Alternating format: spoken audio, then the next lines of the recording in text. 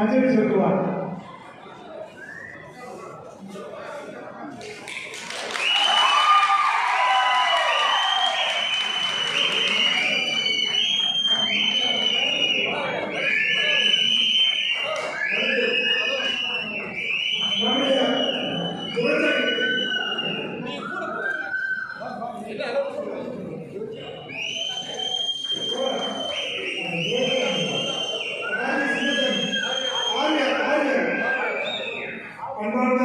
சகோதரர்களே, இந்த சமூகத்துக்காக ஒப்பற்ற தியானம் செய்தவர் பண்பாளர் மார்க்சியவாதி ஆரியார் அவர்கள் பெரும் பணக்காரராக இருந்தாலும் ஏழை எளிய மக்களுக்காக இணைந்து அன்பாடுபட்டவர். அவருக்கு திருமாவளவர்கள் அஞ்சலி செலுத்துவார்.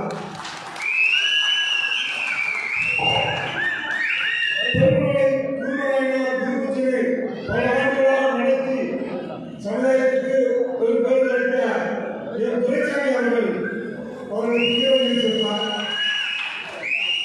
நாட்டோர் சமுதாயத்தினுடைய உருவாக்கத்தில் பெரும் பங்காற்றிய பிச்சமுத்து அவர்களுக்கு அஞ்சலி செலுத்துவார். உங்களுடைய தெய்வமான வீரத்தின் வெற்றிக்கு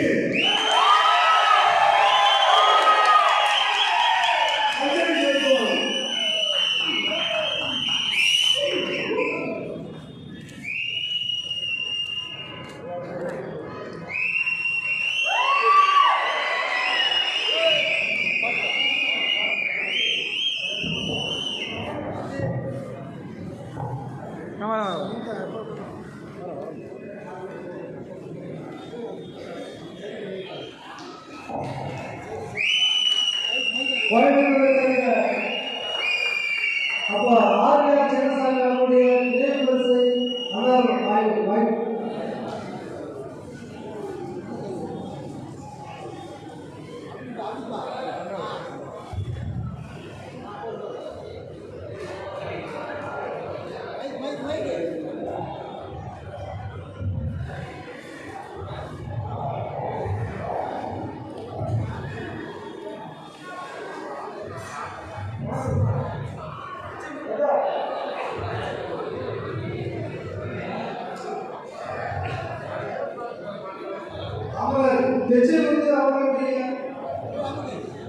நினைவு பரிசை அவரது குடும்பத்தார்கள் பெற்றுக் கொள்வார்கள்.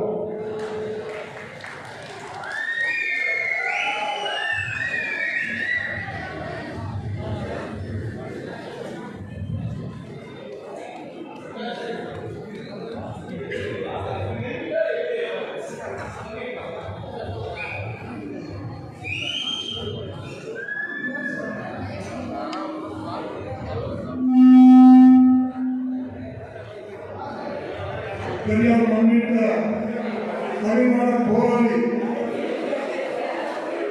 விருது பெற்ற தமிழர் பூர்வக்குடி மக்களுடைய வெற்றி கம்பளத்தை பெற்ற தன்மான தமிழர் தமிழ்மான போராளி அவர்கள் இப்பொழுது ஏற்புரையாற்றுவார்.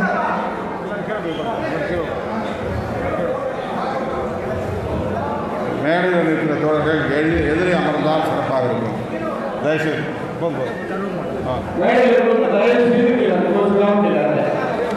உரையாற்ற போறாங்க. அவர் பேச கேட்கணும்னா மேல எதிராக நாற்காலியில் உட்காந்து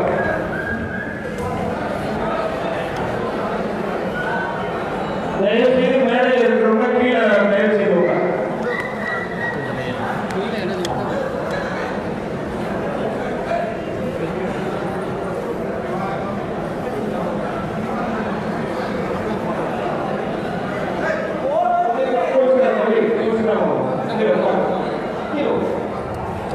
நிர்வாகிகள்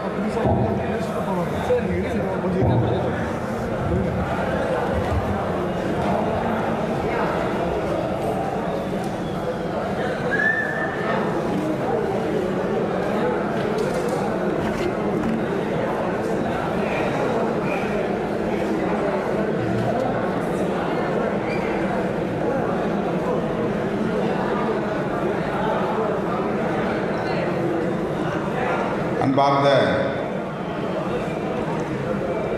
மக்கள் சமூக நீதி பேரவையின் அமைப்பாளர், இந்த நிகழ்வின் தலைவர், மதிப்பிற்குரிய தோழர் இரா மனோகரன் அவர்களே,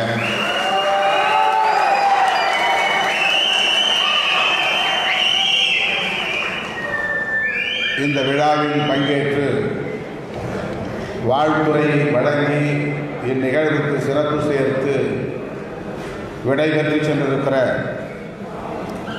நகராட்சி நிர்வாகம் மற்றும் நகர்ப்புற வளர்ச்சித்துறை அமைச்சர் மாண்புமிகு அண்ணன் KN நேரு அவர்களே, இந்திய கம்யூனிஸ்ட் கட்சியின் மாநில செயலாளர் பெரும் மதிப்பிற்குரிய அண்ணன் சிறப்புரை வழங்கி விடைபெற்று சென்றிருக்கிற இரா முத்தரசன் அவர்களே, நாடாளுமன்ற உறுப்பினர் மதிப்பிற்குரிய அண்ணன் எஸ். திருநாவுக்கரசு அவர்களின் சார்பில் வருகை தந்து இங்கே வாழ்த்துரை வழங்கி நமக்கு சிறப்பு செய்திருக்கிற திருமிகு கோவிந்தராஜ் அவர்களே, இன்னொரு மாவட்ட செயலாளர் ஜவஹர் அவர்களே, மார்க்சிஸ்ட் கம்யூனிஸ்ட் கட்சியின் சார்பில் இங்கே நமக்கு சிறப்பு சேர்க்கும் வகையில் வாழ்த்துரை வழங்கி சிறப்பித்திருக்கிற மாநில குழு உறுப்பினர் தோழர் ஸ்ரீதர் அவர்களே, இந்த நிகழ்வை முன்னிலை வகித்து நெறிப்படுத்திக் கொண்டிருக்கிற மக்கள் சமூக நீதி பேரவையின் பொதுச் செயலாளர் சே. கோவிந்தன் அவர்களே, பேரவையின் அவைத்தலைவர் மாவீரன் கருப்பசாமி அவர்களே, மகளிரணி தலைவர் மணிமேகலை அவர்களே, இந்த நிகழ்வை ஒருங்கிணைக்கக்கூடிய அரும்பணியை மேற்கொண்ட தோழர்கள், மக்கள் சமூக நீதி பேரவையின் சேலம் மாவட்ட செயலாளர் லக்ஷ்மணன் அவர்களே, விடுதலை சிறுத்தைகள் கட்சியின் அமைப்பு செயலாளர் மோ. எல்லாளன் அவர்களே, இந்த நிகழ்வில் பங்கேற்று சிறப்பு சேர்த்திருக்கிற திராவிட முன்னேற்ற கழகத்தின் மாநகர் மாவட்ட செயலாளர் கா. வைரமணி அவர்களே, வடக்கு மாவட்ட செயலாளர் முசிறி சட்டமன்ற உறுப்பினர் காடுவெட்டி நா. தியாகராஜன் அவர்களே, திருச்சி காங்கிரஸ் பேர் இயக்கத்தின் வடக்கு மாவட்ட தலைவர் திருச்சி கலை அவர்களே, மார்க்சிஸ்ட் கம்யூனிஸ்ட் கட்சியின் மாநகர் மாவட்ட செயலாளர் ராஜா அவர்களே, புறநகர் மாவட்ட செயலாளர் ஜெயசீலன் அவர்களே, இந்திய கம்யூனிஸ்ட் கட்சியின் மாநகர் மாவட்ட செயலாளர் திராவிடமணி அவர்களே, புறநகர் மாவட்ட செயலாளர் இந்திரஜித் அவர்களே, விடுதலை சிறுத்தைகள் கட்சியின் மாநகர் மாவட்ட செயலாளர் KN அருள் அவர்களே, தெற்கு மாவட்ட செயலாளர் ப. முத்தழகன் அவர்களே, வடக்கு மாவட்ட செயலாளர் ஆசி நீலவாணன் அவர்களே, இந்த நிகழ்வில் பங்கேற்று இதனை சிறப்பித்திருக்கிற மக்கள் சமூக நீதி பேரவையின்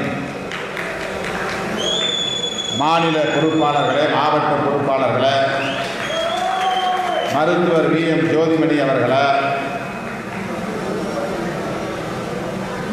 விடுதலை சிறுத்தைகள் கட்சியின் மாநில பொறுப்பாளர்கள் தம்பி பாவரசு அவர்களே, துணை பொதுச் செயலாளர் அண்ணன் வேலுசாமி அவர்களே, மண்டல செயலாளர் இரா கிட்டு அவர்களே, நாடாளுமன்ற தொகுதி செயலாளர் ஆ.க. தமிழாதன் அவர்களே,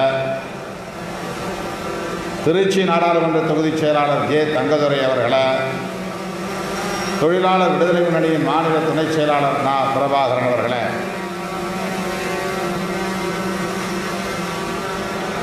நன்றியுரை ஆற்றவிருக்கிற துறையூர் கணேசன் அவர்களை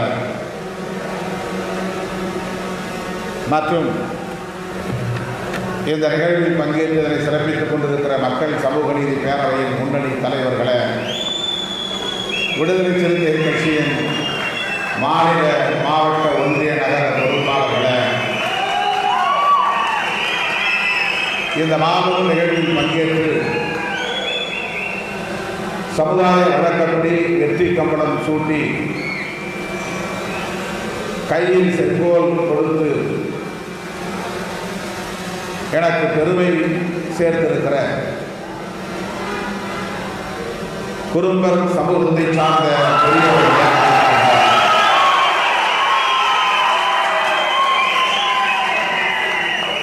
என் உயிரின் உயிரான விடுதலை சிறுத்தைகள்,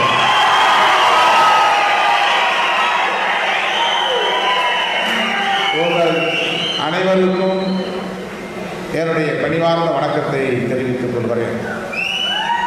பெயர்கள் விடுபட்டிருந்தால் தன்னை ஊர்ந்து பொறுத்தருள வேண்டுகிறேன். இந்த நாள் என் வாழ்வில் மறக்க முடியாத ஒரு நாள்.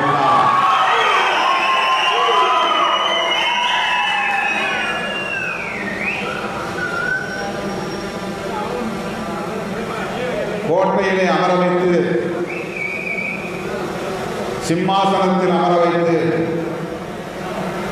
மகுடாபிஷேகம் சொல்லியிருந்தால் கூட நான் அவ்வளவு மகிழ்ச்சி அடைந்திருக்க மாட்டேன்.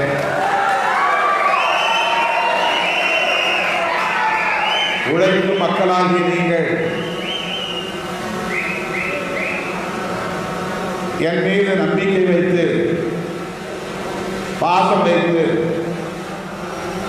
சமுதாய மரபுப்படி போரில்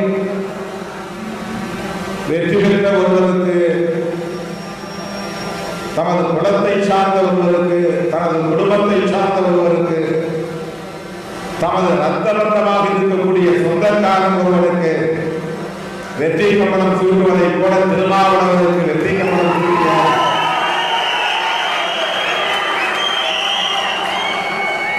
இந்த நிகழ்வு என்னை மிகவும் நெகிழ வைத்திருக்கிறது.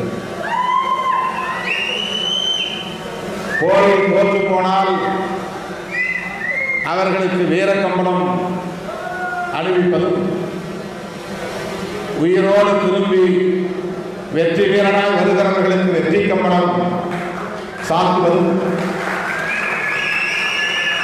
குறும்பர் குலத்தின் மரபு வழக்கம் என்று நம்முடைய மக்கள் சமூக நீதி பேரவையின் அமைப்பாளர் வழக்கறிஞர் அருமை தோழர் மனோகரன் அவர்கள் என்னிடத்திலே சொல்லி காட்டினார். அவர் என்னை வந்து அணுகிய போது, அவரும் அண்ணன் வேலுச்சாமி அவர்களும் என்னை வந்து அணுகிய போது, மனுநூல் குறித்து நீங்கள் தொடங்கி வைத்திருக்கிற போராட்டம் அல்லது யுத்தம் இளம் தலைமுறையினருடைய ஒரு எழுச்சியையும் நம்பிக்கையையும் உருவாக்கி இருக்கிறது. சனாதன சக்திகளை பின்வாங்க வைத்திருக்கிறது.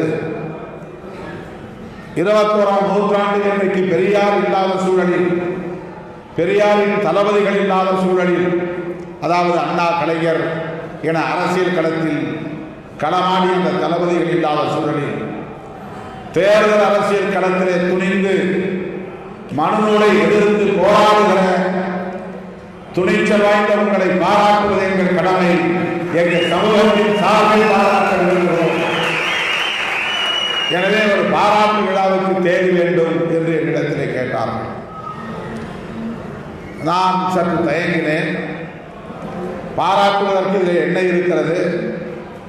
அப்படி என்ன நாம் பெரிய சாதனைகளை செய்துவிட்டோம், வெற்றி பெற்றுவிட்டோம் என்று நான் சற்று தயங்கிய போது, அண்ணன் வேலுச்சாமி அவர்களும் அன்பு தோழர் மனோகர் அவர்களும் இதை நீங்கள் தவிர்க்கக்கூடாது, ஒரு சமுதாயம் உங்கள் மீது நம்பிக்கை வைத்து உங்களை பாராட்ட வேண்டும் என்று விரும்புகிற இந்த வாய்ப்பை நீங்கள் நழுவவிடக்கூடாது. அவர்களுக்கும் சில கோரிக்கைகள் உள்ளன. உங்கள் மீதுள்ள நம்பிக்கையால் உங்களிடத்தில் அந்த கோரிக்கைகளை வழங்க விரும்புகிறார்கள். வளரும் இளம் தலைமுறைக்கு நம்பிக்கையூட்டக்கூடிய ஒரு தலைமையாக நீங்கள் விளங்குகிற சூழலில் இதை தவிர்க்க வேண்டாம் என்று என்னிடத்திலே கேட்டுக்கொண்டார்கள். உடனடியாக நான் ஒப்புக்கொண்டேன். தோழர் மனோகரன் சொன்னதைப் போல, நான் வேலுச்சாமி அவர்களை சொன்னதைப் போல, நாங்கள் 1990களில் இருந்து தொடர்ந்து பல்வேறு களங்களில், போராட்ட களங்களில் கைகோர்த்து நின்றவர்கள். அப்படித்தான் எங்களுக்கு நட்பு பரிணமித்தது. தமிழ் தேசிய களத்தில் அண்ணன் வேலுச்சாமி அவர்களும், மார்க்சிய களத்தில் தோழர் மனோகரன் அவர்களும் வெவ்வேறு களத்தை அவர்கள் அடித்தளமாக கொண்டிருந்தாலும் கூட அடிப்படையில் சமூக நீதியை முன்னெடுத்து போராடக்கூடியவர்களாக விளங்கிய காரணத்தால் நானும் அவர்களோடு இணைந்து போராடக்கூடிய ஒரு சூழல் மதுரையில் அமைந்தது. அவர்களை நான் அடையாளம் கண்டேன் என்பதை விட அவர்கள் இருவரும் என்னை அடையாளம் கண்டு என்னை தேடி வந்து என்னை அரவணைத்துக் கொண்டார்கள், ஆதரித்தார்கள், ஊக்கப்படுத்தினார்கள். திருமாவளவன் அம்பேத்கர் இயக்கத்தை முன்னெடுத்து செல்லக்கூடியவன், நாம் மார்க்சிய சிந்தனைகளை பரப்பக்கூடியவன், தான் ஒரு தமிழ் தேசிய களத்தில் இருக்கக்கூடியவன் என்றெல்லாம் தனித்தனியை எண்ணி பார்க்காமல் மூவரையும் ஒரு புள்ளி இணைத்தது என்றால் அந்த புள்ளிதான் சமூக நீதி புள்ளி. தமிழர் ஒற்றுமை என்கிற தமிழ் மொழி உணர்வு, இன உணர்வு, அந்த அடிப்படையில் நாங்கள் 90களின் தொடக்கத்திலே இணைந்து செயல்பட களமிறங்கினோம். அந்த நாளிலிருந்து இந்த நாள் வரையில்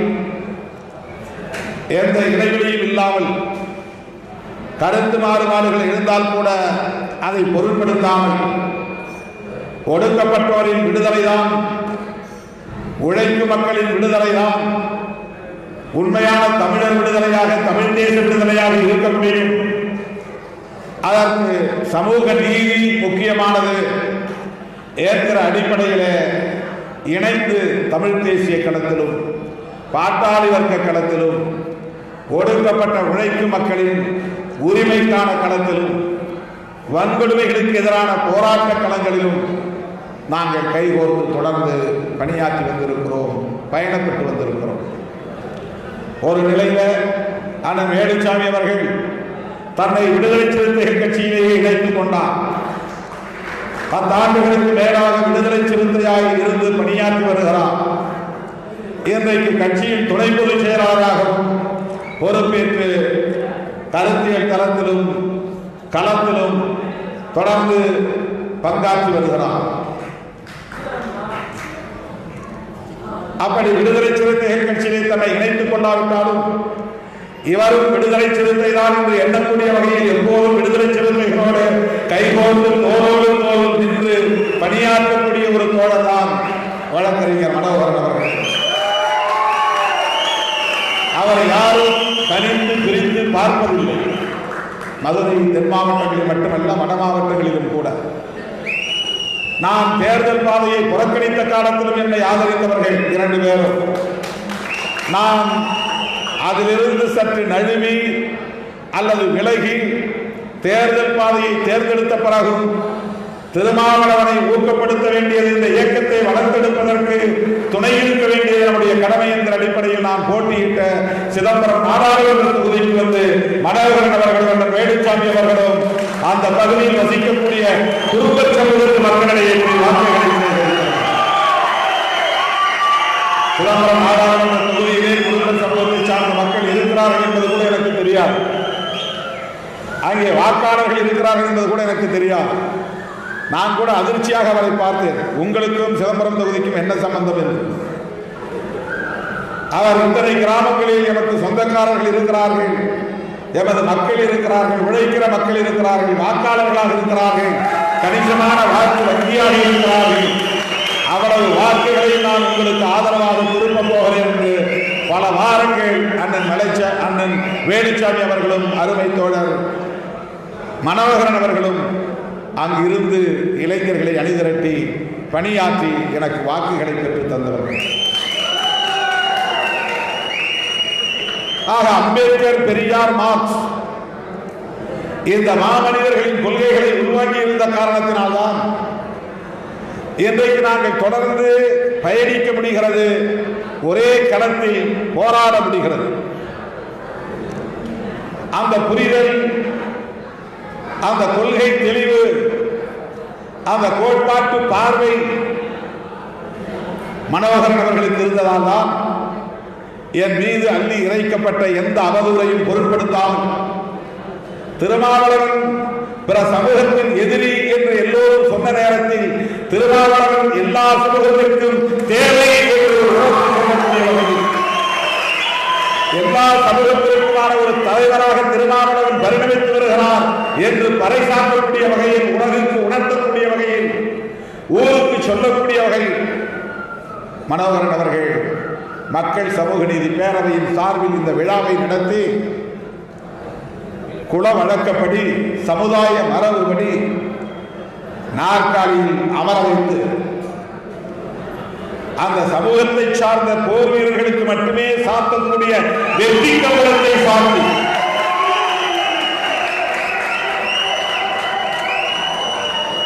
ஆட்டு ரோமத்தால் செய்யப்பட்ட வெற்றி கம்பளம்,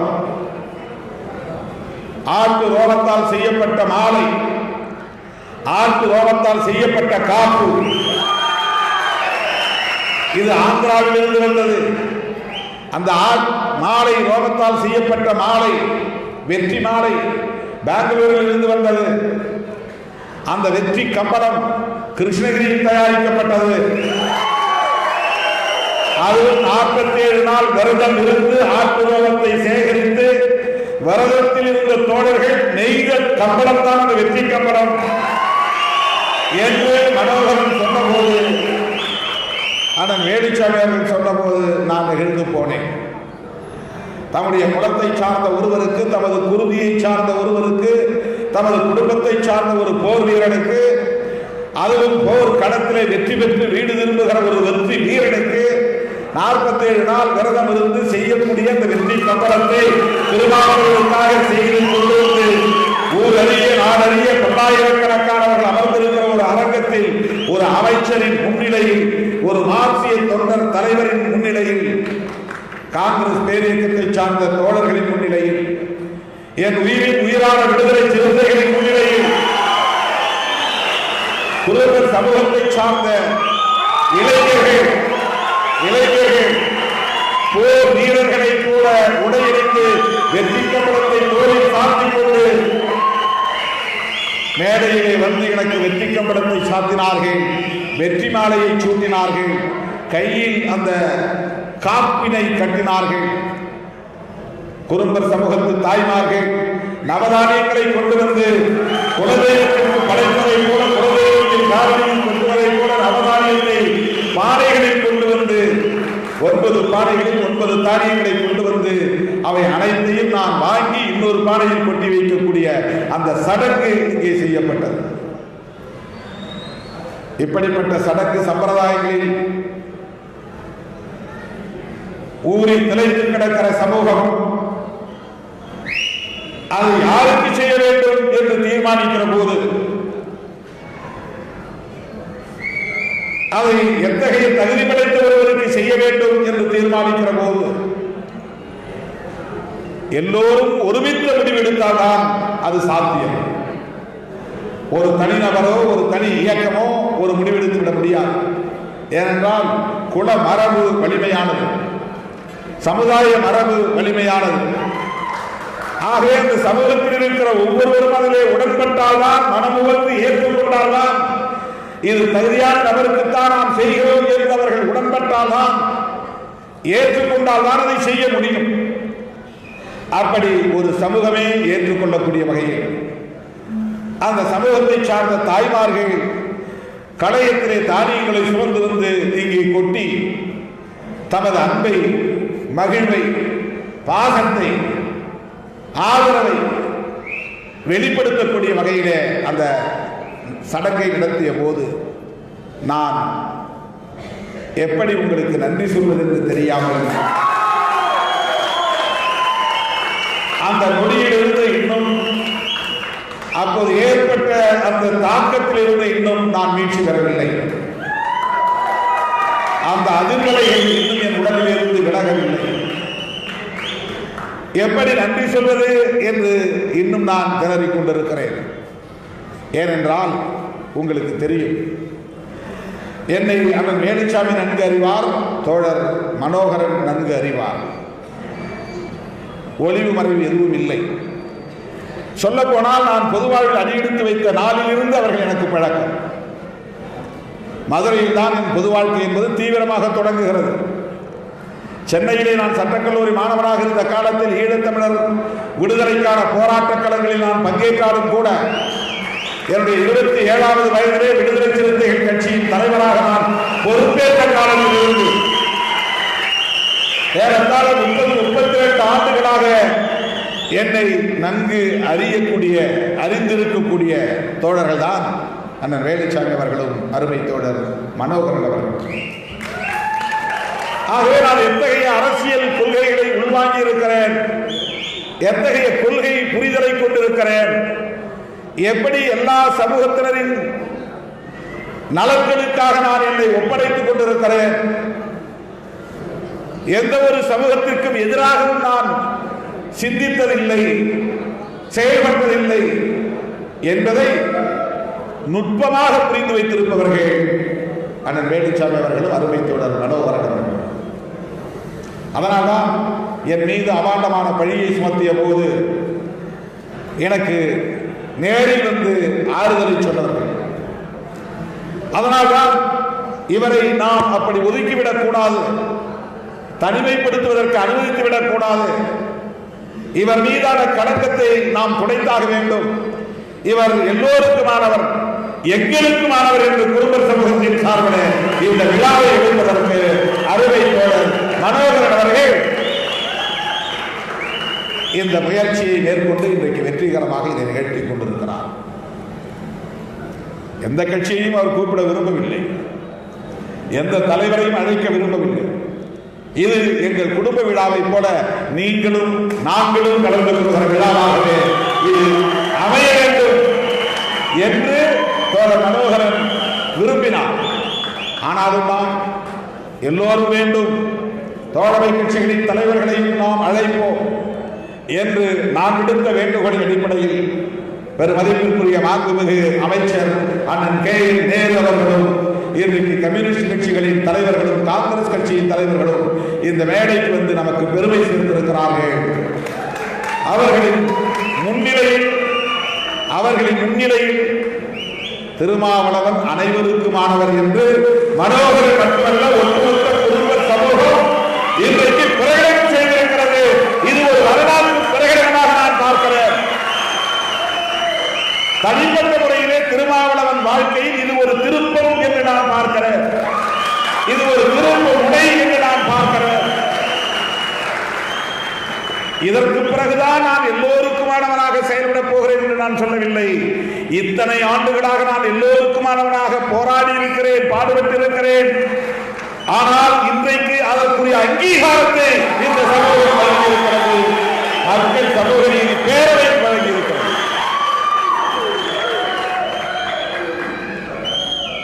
சமூக நீதிக்காக போராடுகிற 115 சமூகங்களின் கூட்டமைப்பின் தலைவர் அன்பு சகோதரர் வழக்கறிஞர் திருநாவுக்கரசு அவர்களும் வந்திருக்கிறார். மனோகரன் அந்த கூட்டமைப்பிலே ஒரு சக்தியாக இருந்து பணியாற்றி கொண்டிருக்கிறார். மிகவும் பிற்படுத்தப்பட்ட சமூகங்களின்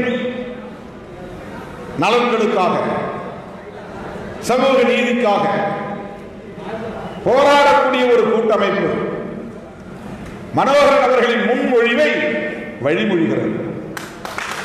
அவர்கள் மனோகரன் ப்ரப்போசல் செய்கிறார்,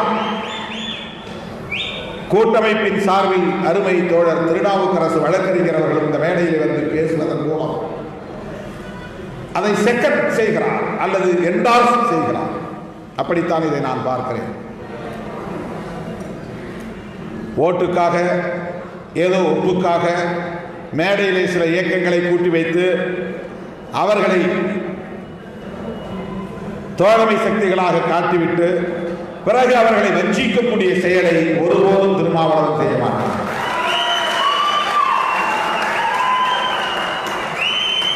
மிகவும் பிற்படுத்தப்பட்ட சமூகத்தின் கூட்டமைப்பை காட்டி திருமாவளவன் எந்த கூட்டணியிலும் பேரம் பேச மாட்டார். அப்படி பேரம் பேச முடியாது. நான் போய் மனோகரன் என்னோட இருக்கிறாரு, திருநாவுக்கரசு என்னோட இருக்கிறாரு, அதனால எங்களுக்கு மொத்தமா வந்து ஒரு 50 சீட்டு கொடுங்க நான் யார்ட்டையும் கேட்க முடியாது. கேட்டாலும் தரமாட்டார். அவங்க என்ன நினைப்பாங்கன்னா, உங்களுக்கு அவங்களுக்கு என்ன சம்பந்தம்?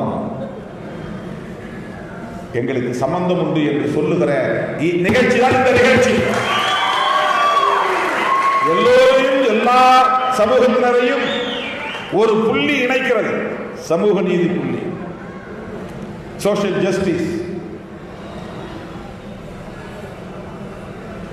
குருமன் சமூகத்தின் கோரிக்கைகளை பற்றி பல ஆண்டுகளுக்கு முன்பு மனோகரன் அவர்கள் தருமபுரி கிருஷ்ணகிரி மாவட்டத்திலிருந்து ஒரு பெரிய குழுவையை அழைத்து வந்தார்.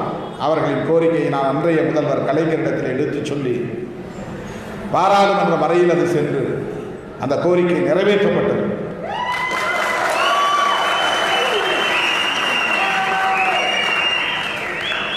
இன்றைக்கு 2 கோரிக்கைகள் முன்வைக்கப்பட்டிருக்கின்றன. பல கோரிக்கைகள் சொல்லப்பட்டிருந்தால் 2 கோரிக்கை முக்கியமா சமுதாயத்தின் கோரிக்கையாக. குடும்ப சமூகம் தமிழகத்தில் பல லட்சம் பேர், ஏறத்தாழ 50 லட்சம் பேர் வசிக்கிறோம் என்று அந்த மனிதர்கள் கிட்டத்தட்ட 12-13 மாவட்டங்களில் வெற்றி தோல்வியை தீர்மானிக்கக்கூடிய வகையில் பல தொகுதிகளில் கணிசமான வாக்காளர்களை கொண்ட சமூகமாக 10,000 to 30,000 வரையிலும் கூட வாக்காளர்களை கொண்ட சமூகமாக இந்த சமூகம் இருக்கிறது. ஆனால் அரசியல் களத்திலே தொடர்ந்து புறக்கணிக்கப்பட்டு வருகிறோம். எந்த கட்சியிலும் எங்களால் கட்சி பொறுப்புக்கும் வர முடிவதில்லை. சட்டமன்ற உறுப்பினராகவோ நாடாளுமன்ற உறுப்பினராகவோ ஆக முடிவதில்லை. வாரியங்கள் போன்ற தலைவர் பொறுப்புகள் கூட எனக்கு கிடைப்பதில்லை. உழைக்கும் இந்த சமூகம் தொடர்ந்து அரசியல் ரீதியாக புறக்கணிக்கப்பட்டு வருகிறது. இப்போது சமூக நீதியும் பறிக்கப்படக்கூடிய ஒரு சூழல் உருவாகி இருக்கிறது. இடஒதுக்கீட்டு பயனை எங்களால் பெற முடியாது.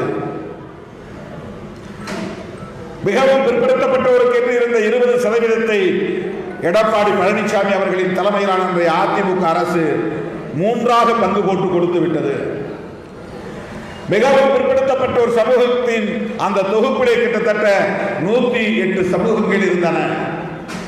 அந்த 108 சமூகங்களையும் 3ஆக பிரித்து 10.5% என்றும் 7% என்றும் 2.5% என்றும் இடஒதுக்கீட்டை பங்கு போட்டு கூறு போட்டு கொடுத்துவிட்டு போய்விட்டார் எடப்பாடி பழனிசாமி அவர்கள். அந்த 2.5% இடஒதுக்கீட்டில் ஏறத்தாழ 50 சமூகங்கள் 22 சமூகங்களும் 7.5% அதே போல 40-46 சமூகங்களும் பயன் தரக்கூடிய வகையில் சமூகத்தை பிரித்து 3ஆக பாகம் போட்டு கொடுத்ததால் இந்த 2.5% போட்டி போட்டு பயன்பெற முடியாத நிலைக்கு இன்றைக்கு நாங்கள் எல்லாம் தள்ளப்பட்டிருக்கிறோம். எனவே யாருக்கு எதிராக நாங்கள் குரல் எழுப்பவில்லை. எல்லோருக்கும் நீதி கிடைக்க வேண்டுமானால் சாதிவாரி கணக்கெடுப்பு முறையாக நடத்தப்பட வேண்டும். அந்த சாதிவாரி கணக்கெடுப்புக்கு பின்னர் மக்கள் தொகை அடிப்படையில் இடஒதுக்கீட்டை தீர்மானிக்க வேண்டும் என்ற கோரிக்கையைத்தான் நாங்கள் எழுப்புகிறோம். இந்த கோரிக்கையை சமூக நீதிக்காக தொடர்ந்து குரல் கொடுக்கக்கூடிய விடுதலை சிறுத்தைகள் கட்சியும் முன்னெடுக்க வேண்டும் என்று தோழர் மனோகரன் அவர்களும் வழக்கறிஞர் திருநாவுக்கரசு அவர்களும் குறும்பர் சமூகத்தை சார்ந்த பெரியவர்களும் சேர்ந்து இங்கே கோரிக்கை மனுவாக எழுதியிருக்கிறார்கள். பிற்படுத்தப்பட்டவர்கள். இங்குதான் தமிழ்நாட்டில் தான் ஓபிசியை வந்து எம்பிசி என்றும் பிசி என்றும் பிரித்திருக்கிறோம். பிற மாநிலங்களில் மொத்தத்தில் ஓபிசி என்றுதான் அழைக்கப்படுகிறது. Other backward classes. Other backward classes என்று சொல்வதற்கு என்ன காரணம் என்றால், ஷெட்யூல் காஸ்ட் ஷெட்யூல் ட்ரைப்ஸும் பேக்வர்ட் கிளாஸ் தான் அரசமைப்பு சட்டத்தின்படி. சோசியலி எஜுகேஷனலி பேக்வர்ட் கிளாஸஸ் என்றுதான் கான்ஸ்டிடியூஷனிலே சொல்லப்பட்டிருக்கிறது. அதில் எஸ்சி என்றோ எஸ்டி என்றோ தனியாக இடஒதுக்கீடு பற்றி எதுவும் சொல்லப்படவில்லை. சோசியலி எஜுகேஷனலி என்றால் சோசியலி சமூக ரீதியாக, எஜுகேஷனலி கல்வி ரீதியாக பின்தங்கிய சமூகங்கள். அதில் பிரிட்டிஷ் ஆட்சி காலத்திலிருந்து அப்படி எஸ்சி பிசி என்கிற சோசியலி எஜுகேஷனலி பேக்வர்ட் கிளாஸஸ் என்கிற ஒரு பிரிவில் ஷெட்யூல்டு வகுப்பினர் என்ற ஒரு பிரிவை உருவாக்கி அவர்களுக்கான இடஒதுக்கீட்டை கான்ஸ்டிடியூஷன் எழுதுவதற்கு முன்பே வெள்ளையர் ஆட்சி காலத்தில் புரட்சியாளர் அம்பேத்கர் உறுதி செய்துவிட்டார். ஆனால் இதர பிற்படுத்தப்பட்டவர்கள், அதான் இதர பிற்படுத்தப்பட்டவர்கள் ஓபிசி, இதர பிற்படுத்தப்பட்டவர்களும் இருக்கிறார்கள். இதர பிற்படுத்தப்பட்டவர்கள் என்றால் கல்வியால் முன்னேறியவர்களை தவிர, சமூக ரீதியாக முன்னேறியவர்களை தவிர மற்றவர்கள், எஸ்சி எஸ்டி தவிர மற்றவர்கள் OBC. Socially educationally forward communities என்றால் இங்கே உங்களுக்கு புரியும்படி சொல்ல வேண்டுமானால், தமிழ்நாட்டை பொறுத்தவரையில் ஐயர் ஐயங்கார் பிராமணர்கள் பார்ப்பனர்கள், இந்தியா முழுவதும் பார்ப்பனர்கள் கல்வி ரீதியாகவும் சமூக ரீதியாகவும் மேம்பட்டவர்கள். வர்ணாசிரம தர்மப்படி இந்திய சமூகத்தில் ஒரே ஒரு சாதிதான் உசந்த சாதி, உயர்ந்த சாதி, மேலான சாதி, அதுதான் பிராமணர்கள். அவர்களுக்கு கீழே இருக்கக்கூடிய 3 வர்ணங்களும் அவர்களை பொறுத்தவரையில், வர்ணாசிரம தர்மத்தை பொறுத்தவரையில் கீழ் சாதிதான். பார்ப்பனர்களுக்கு கீழே சத்திரியர்கள், சத்திரியர்களுக்கு கீழே வைசியர்கள், வைசியர்களுக்கு கீழே சூத்திரர்கள். இந்த 4 வருடத்துக்கும் அப்பாற்பட்டவர்கள் தான் ஷெட்யூல் காஸ்ட் ஷெட்யூல் ட்ரைப்ஸ், அந்த வர்ணத்திலே சேராதவர்கள். இவர்கள் மட்டும்தான் வர்ணாசிரமத்துக்கு உட்பட்ட சமூக பிரிவினர். அதில் பார்ப்பனர்கள் மட்டும்தான் நீண்ட காலமாக மேல் சாதி என்கிற எண்ணத்தோடும் கல்வி பொருளாதாரம் போன்றவற்றிலும் முன்னேறிய சமூக பிரிவினராக இருக்கிறார்கள். ஆகவே அவர்களை தவிர சோசியலி எஜுகேஷனலி பேக்வர்ட் கிளாஸஸ் என்றால் இந்த 3 வருடத்தை சார்ந்த சாதிகளும் அதில் அடங்கும். அதிலும் ஒரு சில பேர் வட மாநிலங்கள்லாம் ஜாட், தாப்பூர் இவங்கெல்லாம் ஒரு சில பேர் உயர்ந்த சமூகத்தை சார்ந்த பொருளாதாரத்தில் முன்னேறி எஃப்சி ஆகிடுறாங்க. சோசியலி அவங்க எஃப்சி ஃபார்வர்ட் கம்யூனிட்டிஸ். தமிழ்நாட்டுக்குள்ள பிள்ளைமார் சமூகத்தில் ஒரு சில பேர் எஃப்சி, பிள்ளைமார் சமூகத்தில் ஒரு சில பேர் எஃப்சி ஃபார்வர்ட் கம்யூனிட்டி, சில பேர் பிசியில் இருக்காங்க. எல்லா பிள்ளைமாரும் எஃப்சி கிடையாது. கொங்கு வேளாளர் கூட எஃப்சி கிடையாது, பிசி தான். ரெட்டியார் எஃப்சி கிடையாது, பிசி தான். பிசினா பிற்படுத்தப்பட்டவர்கள். பிற்படுத்தப்பட்டவர்கள்னா பொருளாதார ரீதியாக, கல்வி ரீதியாக, சமூக ரீதியாக பின்தங்கியவர்கள் என்று பொருள். நிலவுறவு இருக்கலாம், ஆனால் அவங்களோட கல்வி இருக்காது. நிலவரம் இருக்கலாம், ஆனால் அவங்க சமூக ரீதியாக தாழ்ந்தவர்கள். ஏன்னா பார்ப்பனர்கள் உயர்ந்தவர்கள். பார்ப்பனர்கள் உயர்ந்தவர்கள் என்பதால் தான் பார்ப்பன சமூகத்தை சார்ந்தவர்கள் மட்டும் கோவிலின் கருவறைக்குள்ளே நுழைய முடியும். கிட்டத்தட்ட தமிழ்நாட்டில் 35,000 கோயில்களுக்கு மேல் இருப்பதாக கணக்கு சொல்கின்றன. அதில் ஒரு 600-700 கோவில்கள் ஆகம விதிப்படி கட்டப்பட்ட கோயில்கள் என்று சொல்லுகிறார்கள். ஆகம விதிப்படி கட்டப்பட்ட கோவில்களில் வேண்டுமானால் பிராமண சமூகத்தை சார்ந்த, பார்ப்பன சமூகத்தை சார்ந்த பூசாரிகள் உள்ளே இருக்கலாம் அப்படின்னு ஒரு வரையறை இருக்கு. ஆனால் பெரும்பான்மையான கோயில்களில் உள்ளூர் கிராமத்து கோயில்களை தவிர நம்ம ஊரில் கட்டுற கோயில் இருக்கு பாருங்க, குலதெய்வத்துக்கு அம்மன் கோயில் கட்டுவோம், பெருமாள் கோயில் கட்டுவோம், சிவன் கோயில் கட்டுவோம், குலதெய்வத்திற்கான கோயில்களை கட்டுவோம். அங்கே நம்ம யார் கட்டுறோமோ நம்ம குடும்பத்தை சார்ந்த, குலத்தை சார்ந்தவர்களே பூசாரியாக இருப்பாங்க. அதுலேயும் கொஞ்சம் வளர்ந்துட்டா யாராவது ஒரு பார்ட்னர் கொண்டு வந்து பூசாரியை வச்சுவாங்க. அந்த சமூகம் வளர்ந்துருச்சுன்னா மெல்ல மெல்ல பூசாரியாக பார்ட்னர்களை கொண்டு வந்து வைக்கிற வழக்கம் வளர்ந்து விட்டது. ஆக அவர்கள் மட்டுமே கருவறைக்குள் நுழைய முடியும். கருவறைக்குள் வேறு யார் நுழைந்தாலும் தீண்டாமை தீட்டுப்பட்டு விட்டது என்று பொருள். இந்த நாட்டை ஆளுகிற மன்னாதி மன்னனாக இருந்தாலும் மாமன்னனாக இருந்தாலும் போரில் வெற்றி பெற்று சாமியை கும்பிட வேண்டும் என்று அவன் வந்தால் அந்த மன்னாதி மன்னன் மகாராணி 2 பேருமே கோவிலுக்கு வெளியே தான் நிற்க முடியும். அங்கே ஒரு பூசாரி நின்று சாமியிடம் பூஜை செய்துவிட்டு அவன் வந்து திருநீர் கொடுத்தால் அவன் வாங்கி பூசிக்கொள்ளலாம். நான் மன்னன், இந்த நாட்டை ஆளக்கூடியவன், நான் கருவறைக்கு போய் நேரடியாக கடவுளை தரிசிக்க விரும்புகிறேன், அவருக்கு பூஜை செய்ய விரும்புகிறேன் என்று எந்த மன்னனும் உள்ளே போக முடியாது. சோழ மன்னனாக இருந்தாலும், சேர மன்னனாக இருந்தாலும், பாண்டிய மன்னனாக இருந்தாலும், மன்னர்களுக்கெல்லாம் மன்னர்களாக இருந்த மகாராஜாக்களாக இருந்தாலும் யாரும் கருவறைக்குள் நுழைய முடியாது என்கிற நிலையை இத்தனை ஆண்டு காலம் வைத்திருந்தார். இவ்வளவு காலம் அது நீடிக்கிறது. என்ன காரணம் என்றால் அவங்க தான் சாதியில் உசர்ந்த சாதி, கடவுளிடம் பேசக்கூடிய சாதி. ஆக மற்ற எல்லோருமே கீழ் சாதிதான். இதுதான் சனாதனம் என்பது. பிறப்பால் உயர்வு தாழ்வு உண்டு. ஒரு குறிப்பிட்ட சமூக பிரிவினர் மட்டும்தான் பிறப்பால் உயர்ந்தவர்கள். அக்ரஹாரத்தில் பிறந்ததனாலேயே அவர்கள் உயர்ந்தவர்கள். அவர்கள் படிக்காமல் இருக்கலாம், அவர்கள் ஏழையாக இருக்கலாம், அவர்கள் குளிக்காமல் கூட இருக்கலாம், பல் தேய்க்காதவர்களாக கூட இருக்கலாம், பழக்க வழக்கம் நல்ல பழக்க வழக்கம் இல்லாதவர்களாக இருக்கலாம், திருட்டு பழக்கம் உள்ளவர்களாக கூட இருக்கலாம். ஆனால் அக்ரஹாரத்தில் பிறந்ததாலேயே சாமி என்று கும்பிட வேண்டும், உயர்ந்த சாதி அவர்கள். ஆனால் மற்ற சாதியில் ஒருவன் உயர்ந்த படிப்பை படித்தாலும், மிக உயர்ந்த பதவியிலே இருந்தாலும் அவன் அவர்களுக்கு கீழே தான் இருக்க வேண்டும். அவர்களை பார்த்து ஐயா சாமி என்று வணங்க வேண்டும்.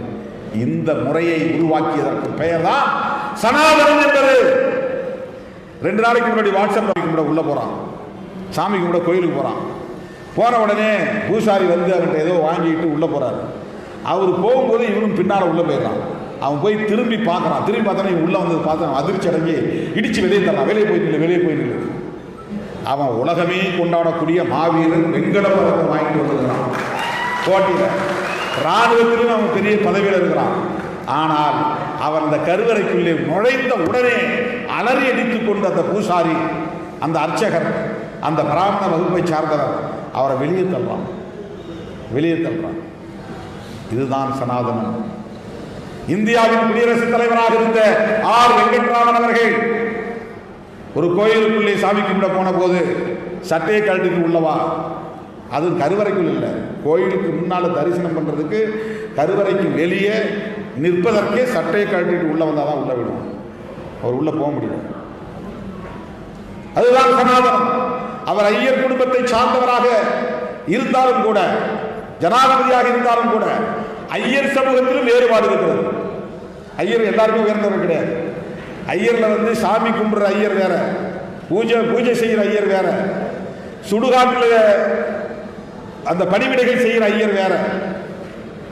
சுடுகாட்டில் ஐயர் செய்கிறவரும் கோயிலில் மணி அடிக்கிற ஐயரும் கொடுக்கல் பெண் கொடுக்க வாங்க முடியாது. நம்பூதிரியும் தமிழ்நாட்டு ஐயரும் சமம் கிடையாது. குஜராத் பார்ப்பனர்களும் மேற்கு வங்க பார்ப்பனர்களும் சமம் கிடையாது. மேற்கு வங்கத்தில் இருக்கிற முகர்ஜி, பானர்ஜின்னு சொல்றாங்களா, மம்தா பானர்ஜி, பிரணாப் முகர்ஜி, இவங்கெல்லாம் பிராமணர்கள். ஆனால் இவங்கெல்லாம் சமம் கிடையாது. RSS இயக்கத்தை உருவாக்கின சத்பவன் அப்படின்னு ஒரு சமூகம், சத்பவன் அவங்க பேரு, சாதி பேரு சத்பவன் பார்ப்பனர்கள். அவங்க தான் RSS இயக்கத்தை உருவாக்கினவங்க. சவர்கர் கூட சத்பவன் சமூகத்தை சார்ந்தவர் தான். அவங்க தான் இந்தியாவிலேயே உயர்ந்த பார்ப்பனர்கள் என்கிற எண்ணம் உண்டு. இந்திரா காந்தி அம்மையார் கூட காஷ்மீர் பார்ப்பனர். பண்டிட் ஜவஹர்லால் நேரு பார்ப்பன சமூகத்தை சார்ந்தவர். இந்திரா காந்தி அம்மையார் கூட ஒரு கோயில் கூட போனாங்க, உள்ள விடல. பார்ப்பனர்களுக்குள்ளேயே தீண்டாமை இருக்கிறது. இதுதான் சனாதனம். வர்ணத்தில் பார்ப்பனர்கள் உயர்ந்தவர்கள். ஆனால் சாதி என்று பிரிக்கிற போது சாதிகளிலும் அடுக்கு நிலை உண்டு. வர்ணத்தில் சாதிகள் உண்டு, சாதிகளில் அடுக்கு நிலை உண்டு. ஒவ்வொரு சாதியையும் தனித்தனியே கூறு போட்டு ஒவ்வொரு சாதிக்கு இடையிலும் தடுப்பு சுவர் கட்டி மேல் கீழ் என்கிற உணர்வுகளை உருவாக்கி, எனக்கு கீழா ஒருத்தன் இருக்கிறான் அதனால நான் மேல் சாதிங்கிற ஒரு திருப்தியும், எனக்கு மேல ஒருத்தர் இருக்கிறான் அதனால கீழ் சாதி என்கிற ஒரு தாழ்வு மனப்பான்மையும் ஒரே நேரத்தில் ஒவ்வொரு சமூகத்துக்கும் உருவாக்கி இருக்கக்கூடிய ஒரு கோட்பாட்டுக்கு பெயர் தான் சனாதனம் என்கிற கோட்பாடு. நான் உயர்ந்த சாதியை எவனும் பெருமையாக பேசிக்க முடியாது, ஏன்னா மேல ஒரு சாதி இருக்கிறான். நான் கீழ் சாதி அப்படிங்கிற உணர்வும் அவனுக்கு இருக்கும். தனக்கு கீழே இருக்கிறவனை பார்த்து நான் மேல் சாதிங்கிற உணர்வும் இருக்கும். இதனால தான் அவன் இந்த சாதிய கட்டமைப்பை எதிர்த்து போராட முடியாம திணறி போய் கிடக்கிறான்.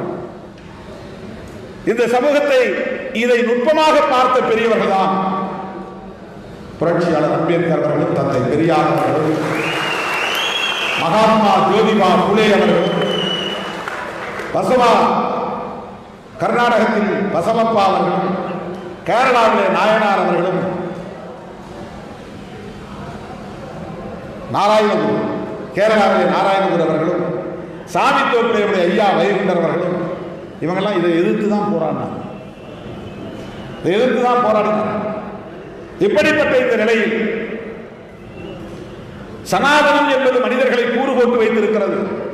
சாதிக்கு சாதி தடுப்பு சுவர் கட்டி இருக்கிறது. உயர்வு தாழ்வு என்கிற உளவியலை கட்டமைத்து வைத்திருக்கிறது. இப்படிப்பட்ட இந்த சனாதனத்தை எதிர்த்து போராடக்கூடிய ஒரு குணம் ஒவ்வொரு சமூகத்திலும் இருந்திருக்கிறது. அதை நான் கேள்விப்பட்டேன். அண்மையிலே மனோகரன் அவர்களோடும் அண்ணன் வேலுச்சாமி அவர்களோடும் பேசிக் கொண்டிருந்த போது சொன்னார்கள், ஒரு காலத்தில் பார்ப்பனர்கள் குறும்பர்கள் வசிக்கக்கூடிய தெருவுக்கு வந்தால் அவர்களை விரட்டி அடிக்கிற வழக்கம் உண்டு. பார்ப்பனர்கள் இவர்களை விலக்கி வைத்தார்கள் என்று இப்போது சொல்லப்படுகிறது. ஆனால் உண்மையிலேயே பார்ப்பனர்களை உள்ளே விடாமல் விரட்டி அடிக்கிற வழக்கம் உழைக்கிற மக்களிடத்திலே இருக்கிறது. விவசாய புரட்சியாளர் அம்பேத்கர் ஒரு நூலிலே குறிப்பிடுகிறார், தமிழ்நாட்டை பற்றி குறிப்பிடுகிறார். அதிலும் கும்பகோணத்தை சார்ந்த ஒடுக்கப்பட்ட பூர்வீக குடிகளை பற்றி எழுதுகிறார்.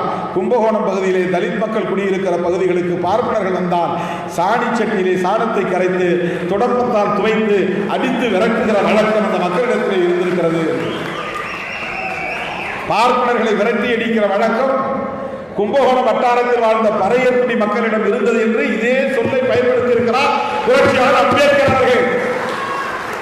ஏனென்றால் அவர்கள் இந்த சனாதன கருத்தியலை மன்னர்களை பயன்படுத்தி இந்த மண்ணில் திணித்த காரணத்தினால், இந்த மக்களை பிளவுபடுத்திய காரணத்தினால், கூறு போட்ட காரணத்தினால், சண்டையை தூண்டிவிட்ட காரணத்தினால், இந்த பாகுபாட்டை வளர்த்துவிட்ட காரணத்தினால் அந்த வெறுப்பு இருந்திருக்கிறது.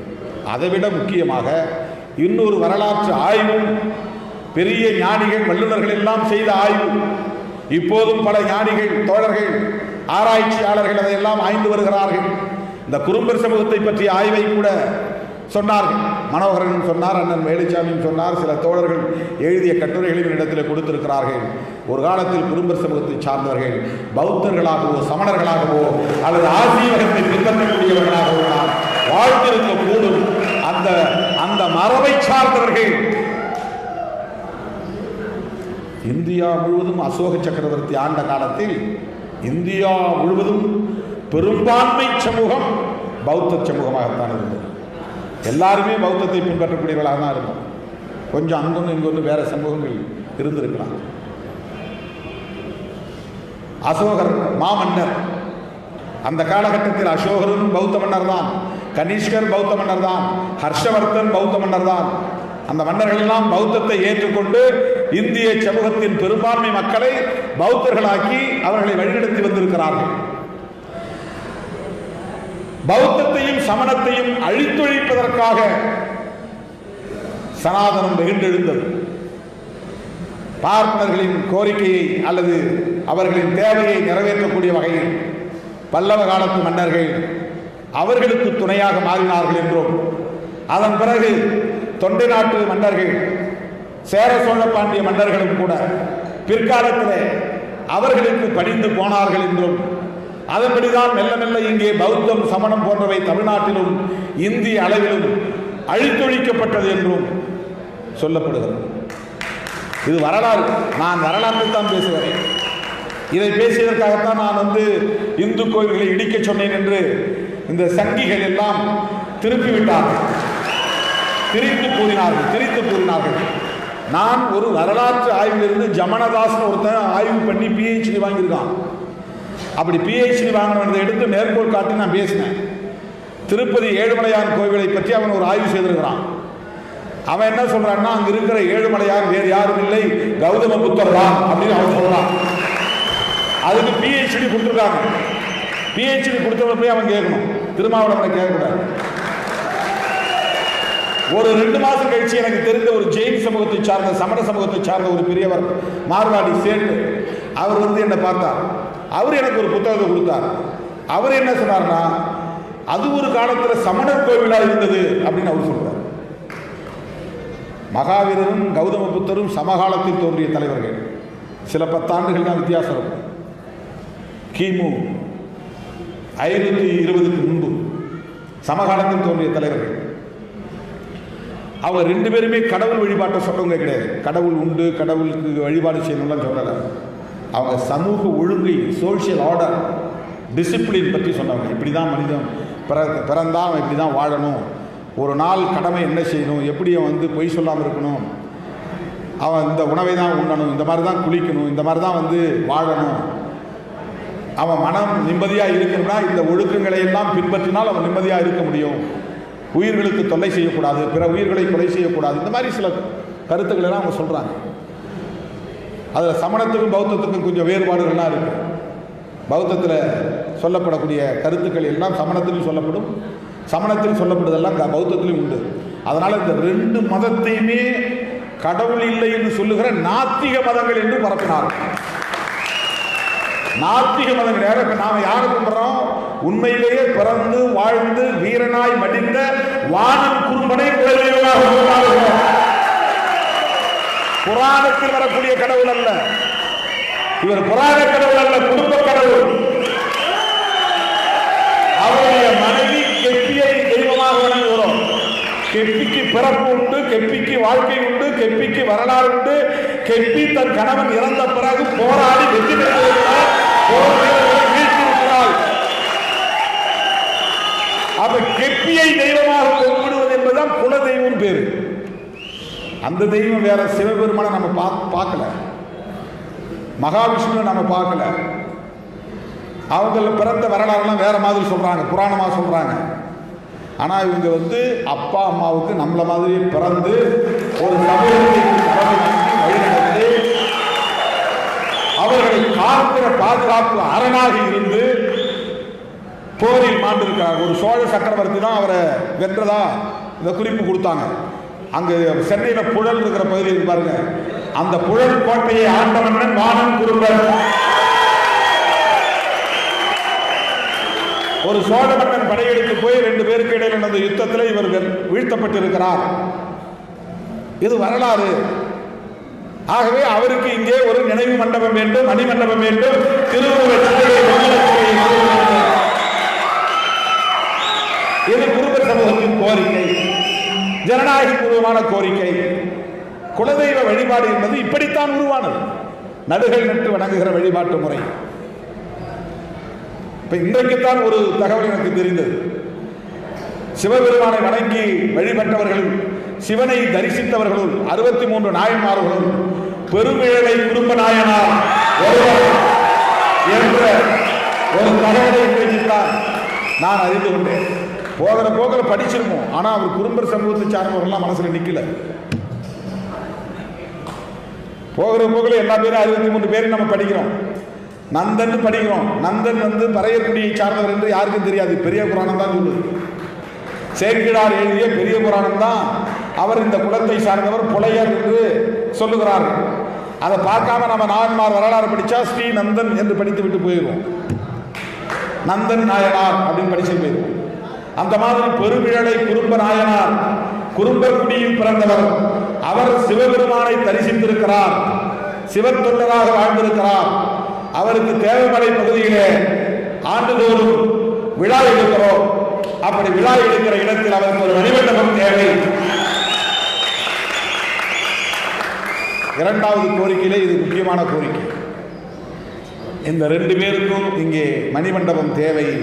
திருவுருவச் சிலை வானம் குறும்பனுக்கு திருவுருவச் சிலையும், பெருமிழலை குறும்ப நாயனாருக்கு மணிமண்டபமும் மக்கள் வந்து விழாவுக்கு வந்து அமர்ந்து ஓய்வெடுக்கக்கூடிய வகையில் அது ஒரு பரந்த மண்டபமாக அமையக்கூடிய வகையில் அமைக்க வேண்டும் என்றும் கோரிக்கை விடு வைத்திருக்கிறார்கள். இப்படி கோரிக்கை விடுப்பதுதான் சமூக நீதி கோரிக்கை. இதுதான் சமூக நீதி கோரிக்கை. வெறும் வேலை வாய்ப்பிலே இடஒதுக்கீடு கோருவது மட்டுமல்ல, கல்வியிலே இடஒதுக்கீடு கோருவது மட்டுமல்ல, எம் வரலாற்றை அங்கீகரிக்க வேண்டும், எமக்கான அடையாளம் வேண்டும் என்பதுதான் தமிழ் நீதி. அதிலே பாகுபாடு கூடாது, அதிலே பாகுபாடு கூடாது. ஒரு தலைவருக்கு சிலை வைத்தால் ஒரு சமூகம் வணங்கக்கூடிய ஒரு தலைவரை நீங்கள் ஏற்றுக்கொள்வீர்களே ஆனால், ஒரு சமூகத்தினுடைய தலைவர் என்கிற அடையாளத்துக்கு மணிமண்டபம் எழுப்பீர்களே ஆனால், 50 லட்சம் குருப்பர்கள் வசிக்கிறோம் இந்த மண்ணில், நாங்கள் வணங்குகிற வானம் குருப்பருக்கு சிலை வேண்டும் என்று கோரிக்கை எழுப்புவதற்கு பெயர்தான் சமூக நீதி கோரிக்கை. எங்களுக்கு பாகுபாடு செய்யக்கூடாது. நாங்களும் இங்கே வாக்காளர்களாக இருக்கிறோம், நாங்களும் இந்த மண்ணின் மைந்தர்களாக இருக்கிறோம், நாங்களும் விவசாயம் செய்யக்கூடிய உழைக்கும் வர்க்கத்தை சார்ந்தவர்களாக இருக்கிறோம், எல்லோரும் உண்ணக்கூடிய தானியங்களை விளைவிக்கக்கூடியவர்களாக இருக்கிறோம். ஆட்டு முடியை கத்தரித்து உங்களுக்கு குளிர்காலத்திலே போர்த்திக் கொள்ளக்கூடிய கம்பளங்களை தரக்கூடிய கம்பளம் தயாரிக்கக்கூடியவர்களாக உழைப்பாளர்களாக இருக்கிறோம், கைப்பயன் செய்யக்கூடியவர்களாக இருக்கிறோம். ஆடு வளர்ப்பு என்பது பஞ்சத்தை எல்லாம் தாக்கு பிடிக்கக்கூடிய, பஞ்சத்தை வெல்லக்கூடிய வலிமையை மனிதனுக்கு தருகிறது. தானியத்தை மட்டுமே நம்பி மனிதன் வாழ முடியாது. ஆக மாமிசம் என்பதும் அப்படித்தான் மனிதனுடைய தேவை, உணவு தேவைக்கு பயன்படக்கூடிய ஒரு மாற்று ஈடு. அது ஒரு காம்பன்சேட்டரி ஃபுட், அவசியமான தேவை. மீன், ஆடு, மாடு இவையெல்லாம் இல்லை என்றால் இந்த மனித குலத்துக்கு தேவையான உணவை உற்பத்தி செய்ய முடியாது. கோழி வளர்ப்பு, ஆடு வளர்ப்பு, மாடு வளர்ப்பு இவையெல்லாம் தான் நமக்கு உணவை ஈடு செய்கிறது, நமக்கான சக்தியை, எனர்ஜியை தரக்கூடிய உணவாக மாறுகிறது. ஆகவே மனிதன் இன்றைக்கு சோறு இல்லாமல் இருந்தாலும் இருந்து விடுவான். ஆனால் ஆடு, மாடு போன்ற மாமிசங்களை உண்ணுவது என்பது மனிதனுக்கு தவிர்க்க முடியாத ஒரு தேவையாக மாறியிருக்கிறது. உலகம் கறி இல்லாமல் சாப்பிட்டா சாப்பாடு இறங்காது. சோறு தட்டு நிறையா இருந்தாலும் இன்னைக்கு என்ன கறிக்குழம்பு இல்லையான்னு கேட்போம். கறிக்குழம்பு இருந்தாலும் அந்த சோறு எக்ஸ்ட்ரா உள்ள போகும். ஆகவே ஆடு வளர்ப்பு என்பது மனித குலத்தின், தமிழ் சமூகத்தின் உணவு பற்றாக்குறையை ஈடு செய்யக்கூடிய ஒரு பெரும் பணி. இன்றைக்கு அந்த ஆடுகள், குறும்பாடுகள் எல்லாம் மெல்ல மெல்ல அழிந்து வருகிறது என்கிற கவலை குறும்பர் சமூகத்திற்கு மேலோங்கி இருப்பதை குறும்பர் ஆட்டிலே எல்லா ஆடும் குறும்பாடு இல்லை. அந்த ஆடுகளிலே 5 வகையான ஆடுகள் இருக்கின்றன. அந்த 5 வகை இனமும் பாதுகாக்கப்பட வேண்டும், அவற்றை வளர்க்க வேண்டும். தமிழக அரசு அதற்கென்று முனைப்பாக ஒரு திட்டத்தை அறிவிக்க வேண்டும், அதற்கென ஒரு வாரியத்தை அமைக்க வேண்டும், ஆடு வளர்ப்போர் நல வாரியத்தை உருவாக்க வேண்டும் என்பது இந்த மாபெரும் நிகழ்ச்சியில் முன்வைக்கப்பட்ட மிக முக்கியமான கோரிக்கை. திமுக அரசு சமூக நீதி அரசு என்று நான் திரும்ப சொல்லி வருகிறேன். எனவே திருமாவளவன் சொன்னான் என்பதற்காக அல்ல, இது தேவை என்பதற்காக தமிழக முதல்வர் மாண்புமிகு அண்ணன் தளபதி ஸ்டாலின் அவர்கள் இந்த கோரிக்கையை நிச்சயம் நிறைவேற்றுவார். திருமாவளவன் சொல்லிட்டார் நான் செய்யறது இல்லை. அவரே சமூக நீதி பாரம்பரியம் உள்ளவர். அவருடைய அப்பா சமூக நீதி காவலர் கலைஞர் அண்ணாவின் வெளிவந்தவர். அண்ணா சமூக நீதி காவலர், அண்ணா பெரியாரின் பிள்ளை, பெரியார் சமூக நீதி தந்தை. ஆகவே சமூக நீதி பாரம்பரியத்தில் வந்த தமிழக முதல்வர் தளபதி ஸ்டாலின் அவர்கள் உங்கள் கோரிக்கையை உடனடியாக நிறைவேற்றுவார் என்கிற நம்பிக்கை. நான் சொல்லி செஞ்சா அது காம்ப்ரமைஸ் அர்த்தம். அவரே செஞ்சா அது கன்வின்ஸ். அவரே அதை உணர்ந்து அதை ஏற்றுக்கொண்டு கன்வின்ஸ் ஆகி இதை செய்ய வேண்டும். எல்லோருக்கும் தீரன் சின்னமலைக்கு சிலை இருக்கிறது, பெரும்புடுகு முத்தரையருக்கு சிலை இருக்கிறது, அதுபோல ஒவ்வொரு அம்பேத்கருக்கு சிலை இருக்கிறது, பெரியாருக்கு சிலை இருக்கிறது. ஒவ்வொரு சமூகமும் முன்வைக்கக்கூடிய அந்த கோரிக்கைகளின் அடிப்படையில், ஒவ்வொரு சமூகத்தின் கோரிக்கையின் அடிப்படையில் அவரவர் மதிக்கக்கூடிய தலைவர் பெருமக்களுக்கு இங்கே அங்கீகாரம் இருக்கிற போது வானம் குறும்பருக்கு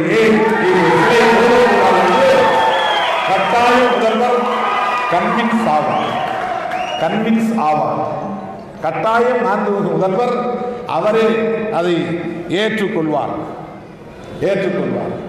எனவே அந்த தலைவருக்கு, அந்த மாவீரனுக்கு, வானம் குறும்பனுக்கு தமிழகத்தில் ஒரு மணிமண்டபம், ஒரு சிலையில் தமிழக அரசு நிறுவ வேண்டும் என்று இந்த மாபெரும் நிகழ்வின் ஊடாக நான் வேண்டுகோள் வைக்கிறேன். அதை போல ஆடு வளர்ப்பு வாரியத்தை அமைந்து எத்தனையோ பல வாரியங்கள் இருக்கின்றன. ஆடு வளர்ப்பு முக்கியமானது. ஆடு வளர்ப்பு முக்கியமானது. இயற்கை சமநிலையை தக்க வைப்பதில் ஆட்டுக்கு முக்கியமான பங்கு உண்டு.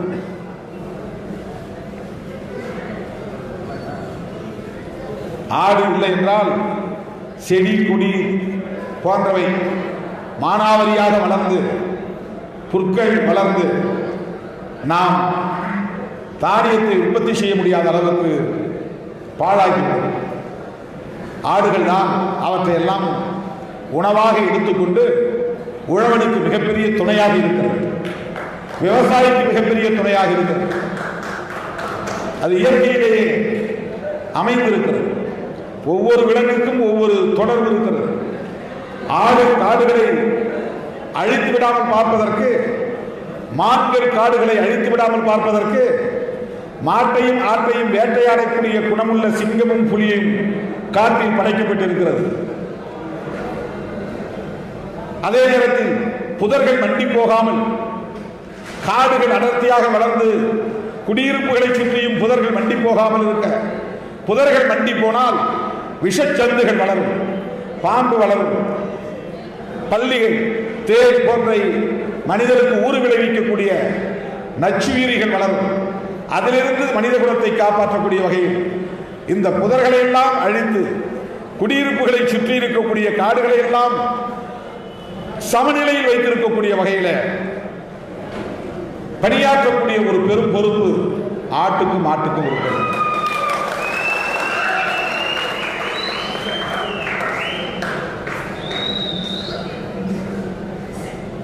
இது இயற்கை சமநிலை விலங்குகள். அப்படிப்பட்ட ஆடு வளர்ப்பு என்பது வருமானத்திற்கு மட்டுமல்ல, உணவு பற்றாக்குறையை ஈடு செய்வதற்கும் பஞ்சத்தில் இருந்து மனித குலம் தப்பிப்பதற்கும் ஆடு மாடு வளர்ப்பு இன்றியமையாத ஒரு தேவையாக இருக்கிறது.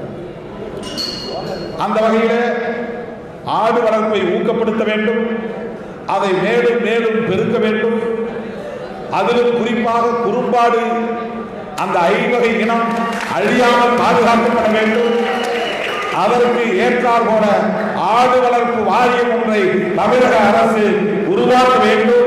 அப்படி ஒருவேளை கால்நடைகளுக்கு என்று தனியே வாரியம் மொத்தமாக இருந்தால் கூட இந்த ஆடு வளர்ப்புக்கு என்று தனியாக பிரிக்க வேண்டும். அதில் ஆடு வளர்ப்பு தொழிலில் ஞானமுடையவர்கள், பக்குவம் அனுபவம் உள்ளவர்களை தலைவராக நியமித்து, உறுப்பினர்களாக நியமித்து அதை வெற்றிகரமாக இயக்கக்கூடிய வகையில் நியமனங்கள் செய்ய வேண்டும். இந்த கோரிக்கைகளை கட்டாயம் நான் மாண்புமிகு முதல்வரின் கவனத்திற்கு எடுத்துச் செல்வேன் என்பதை சொல்லி, அருமை தோழர்களே, ஒடுக்கப்பட்ட மக்கள், உழைக்கிற மக்கள், இன்னும் அவர்களின் மொழியில் சொல்ல வேண்டுமானால் எஸ்சி எஸ்டி ஓபிசி மக்கள், சிறுபான்மை மக்கள், இவர்கள் அனைவரையும் ஒருங்கிணைக்கக்கூடிய முயற்சியை 30 ஆண்டு காலமாக செய்து வரக்கூடிய இயக்கம் தான் விடுதலை சிறுத்தைகள் கட்சி. இதை மட்டும் சொல்லி நான் சுருக்கமாக நிறைவு செய்ய விரும்புகிறேன். போன முறை நான் எம்பியாக இருந்த போது அன்றைக்கு நிதியமைச்சரை சந்தித்தேன், மன்மோகன் சிங் அவர்களையும் சந்தித்தேன். ஓபிசி மக்களுக்கான வருமான வரம்பை 4 லட்சமாக வைத்திருக்கிறார்கள்.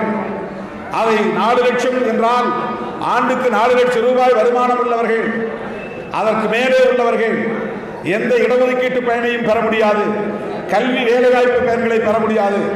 எனவே அந்த வருமான வரம்பை உயர்த்த வேண்டும்.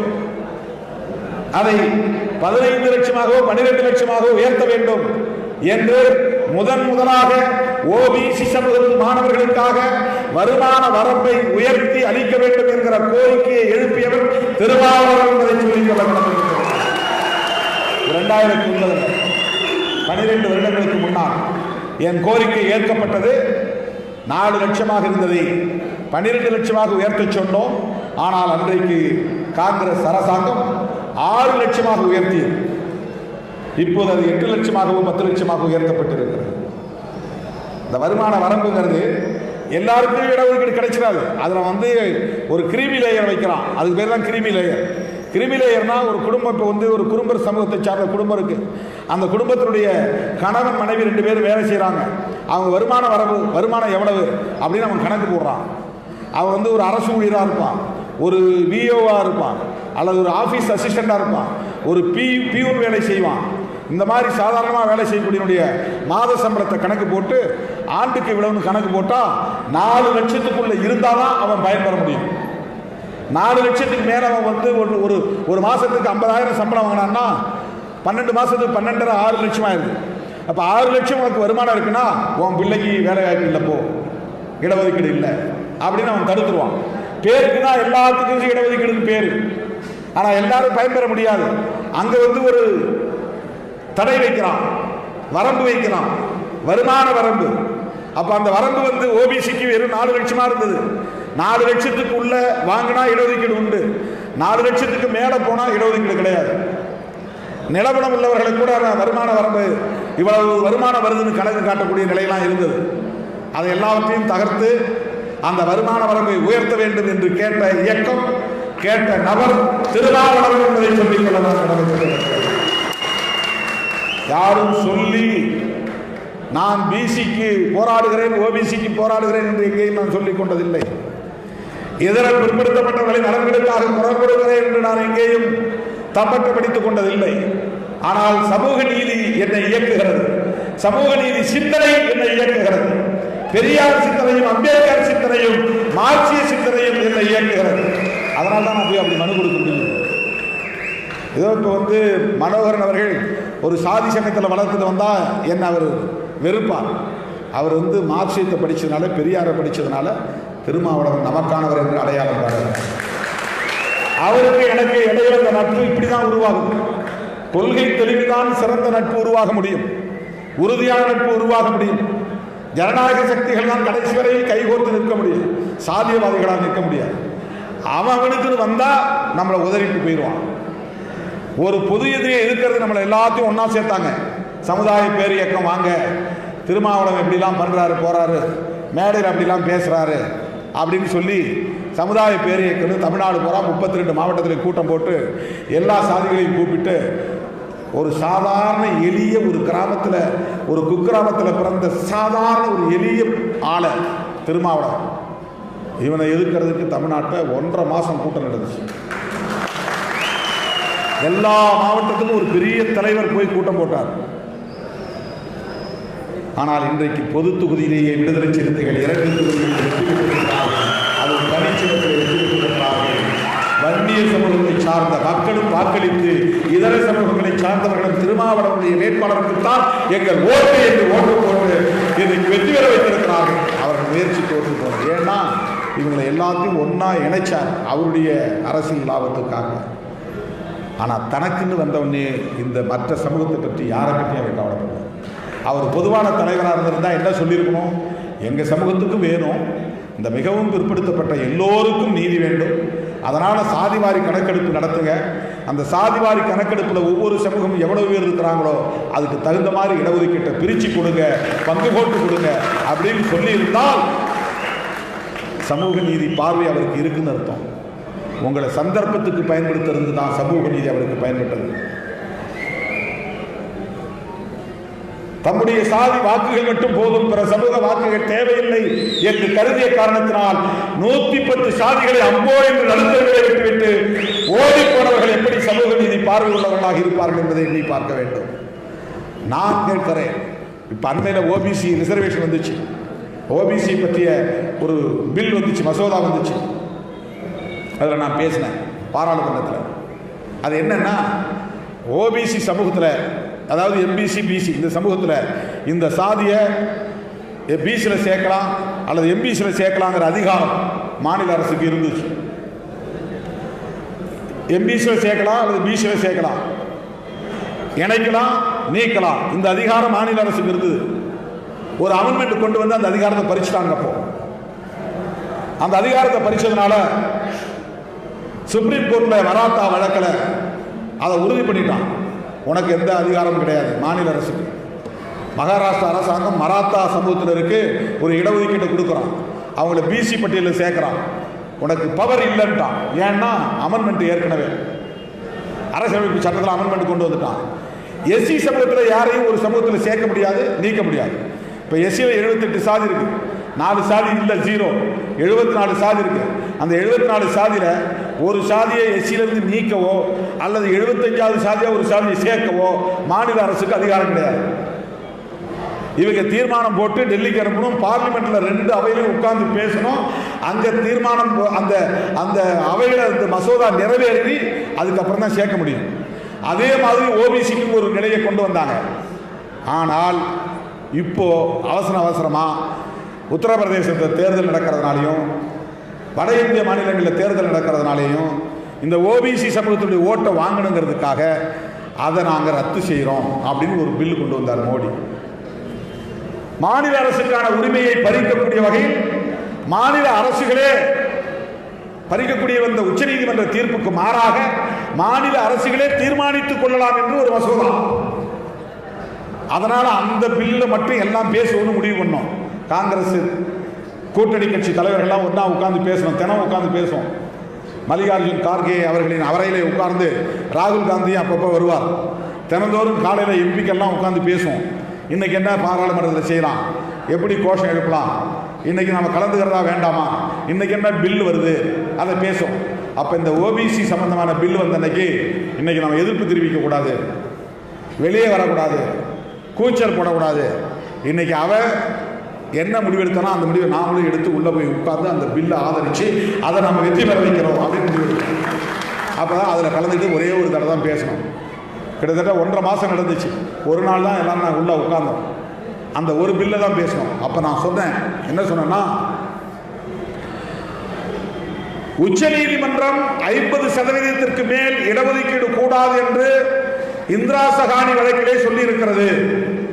உங்களுக்கு உண்மையிலேயே சமூக நீதியின் மீது அக்கறை இருந்தால் அதையும் திருத்தக்கூடிய வகையில் கான்ஸ்டிடியூஷனல் அமெண்ட்மெண்ட் பில் கொண்டு வர வேண்டும். அதை உடைச்சிருங்க, பாப்புலேஷன் சென்சஸ் எடுங்க, அந்த சென்சஸ் அடிப்படையில் மக்கள் தொகை அடிப்படையில் இடஒதுக்கீட்டை எல்லோருக்கும் உயர்த்துங்க. ஓபிசிக்கும் இடஒதுக்கீட்டை உயர்த்து, எஸ்சி எஸ்டிக்கும் இடஒதுக்கீட்டை உயர்த்து. திருமாவளவன் ஓபிசிக்கு எதிரி இல்லை, திருமாவளவன் ஓபிசி சமூகத்தினரின் நலன்களுக்காக குரல் கொடுக்கிறவன் என்பதற்கு இது ஒரு சான்று. இன்னொரு சான்றை சொல்லுகிறேன். அண்மையில் நாங்கள் முதலமைச்சரை போய் சந்திச்சு ஒரு மனு கொடுத்தோம். பார்லிமெண்ட்லேயும் போய் மத்திய அமைச்சர் ஒருவரை சந்தித்து மனு கொடுத்தோம். என்ன கொடுத்தோம்னா, தமிழ்நாட்டில் ஒரு 26 சாதிகள் பெயர் எம்பிசி பட்டியலில் இருக்கு. எல்லா சாதிக்குமே பட்டியல் இருக்கு, எஸ்சி எஸ்டி மட்டும் பட்டியல் கிடையாது. சில பேர் எஸ்சி எஸ்டி மட்டும் பட்டியல் சமூகம்ன்றாங்க. எம்பிசி பட்டியல் சமூகம் தான், பிசி பட்டியல் சமூகம் தான். ஸ்டேட்லி லிஸ்ட் இருக்கு, சென்ட்ரலி லிஸ்ட் இருக்கு. பிசி யாரு, எம்பிசி யாருங்கிறது ஸ்டேட் லிஸ்ட் இருக்குது, சென்ட்ரல் லிஸ்ட் இருக்குது, பட்டியல் இருக்கு. அப்ப இங்க ஒரு 26 சாதிகள் ஸ்டேட் லிஸ்ட்ல இடம்பெற்றக்கூடிய 26 சாதிகள் பட்டியல், அந்த பெயர் சென்ட்ரல் லிஸ்ட் யூனியன் லிஸ்ட்ல இல்ல.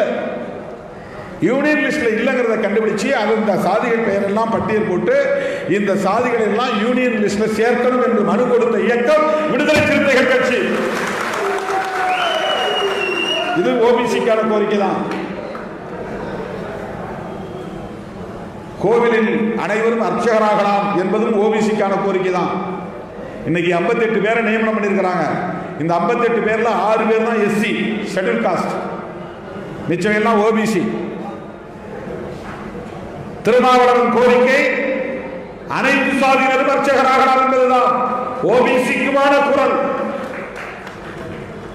கோவிலுக்குள்ளே கருவறைக்குள்ளே ஆகம விதிகளின்படி தேவாரம் ஓதுவதற்கு அல்லது நீங்கள் சொல்லுகிற மந்திரங்களை ஓதுவதற்கு முறையான பயிற்சி பெற்றவர்களுக்கு பணி நியமனம் வேண்டும்.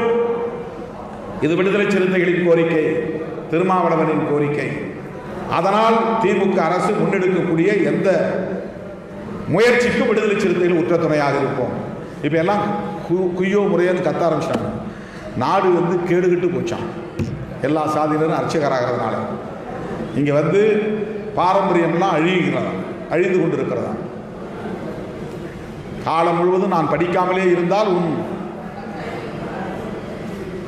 நாடு உன் தேசம் பாதுகாப்பாக இருக்கும், நான் படித்தால் எல்லாம் அழிந்துவிடும். எனக்கு விவரம் தெரிந்தால் எல்லாம் அழிந்து.